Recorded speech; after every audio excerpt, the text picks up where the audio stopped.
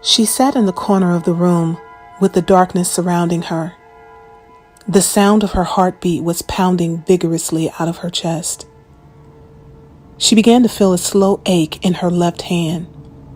Turning her head downward toward the floor, she saw a dark liquid glistening as the moonlight peered at it from the lining of the window curtains.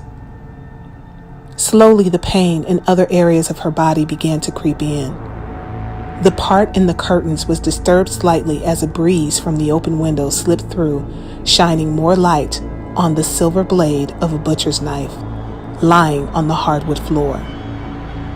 The blade was drenched in so much liquid, it had a small puddle underneath. She tried to wrap her head around what had happened. She had been knocked unconscious and could not really recall what had caused her slight memory loss.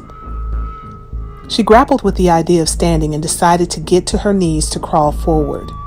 When she reached her hands out to the floor to push herself upward, her hands grazed what felt like an arm.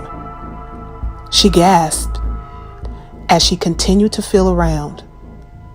Her hands became saturated in liquid. She held her hands to the little light she had, and she concluded that they were covered in blood. She was filled with horror and wondered whose blood it could be. Was it her blood? Through the cracks of her spread fingers, she saw a face in the dark. "Tyran!" she screamed. She was hysterical and overwhelmed with confusion and grief. She grabbed his face in disbelief. Tyran's lifeless body lay suspended in time in her lavish bedroom on the Persian area rug.